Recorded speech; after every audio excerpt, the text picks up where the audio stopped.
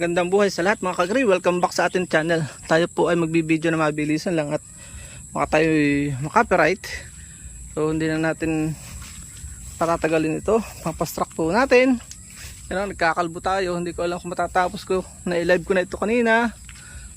Salamat sa mga nanood. Ayan. Ganyan gagawin natin. Dahil may napanood po tayo na po pwede ang gawin para dumami ang bunga. So para mapabilis dumami ang bunga, kakalbuhin po natin. So huwag natin patagalin, let's go na. Gagamit po tayo ng gunting at pruning. Pagka maliliit gunting, pagka malalaki po ay pruning.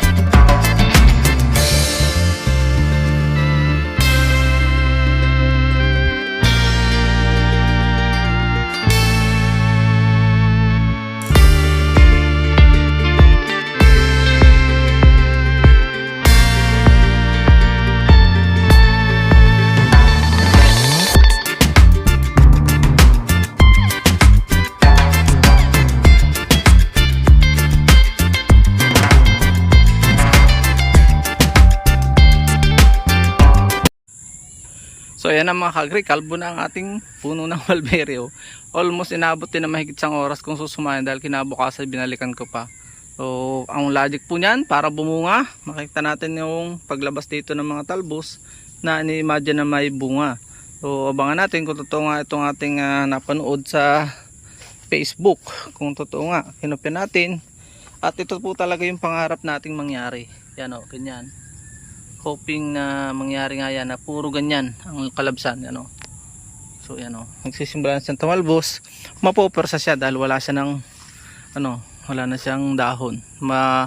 Yung laso, yung overnutrient na napunta sa dahon ay pupunta sa katawan at mapopersa siyang mag-produce ng bunga. Please support all Filipino vloggers. Pakita natin sa mundo na nagkakaisang lahing Pilipino. Pakiusap, pag po natin skip mga ads. At magdadagdag lang po tayo ng mission sa buhay na panibago sa taong 2025. Ano? Yung mga dahon po ay itinamba ko at abono din. May balik sa kanyang katawan. O paalam and God bless.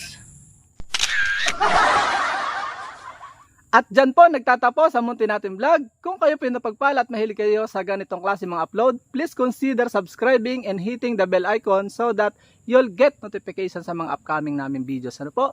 Magkita-kits po tayo sa susunod natin mga vlog. Paalam and God bless. Bye bye po muna.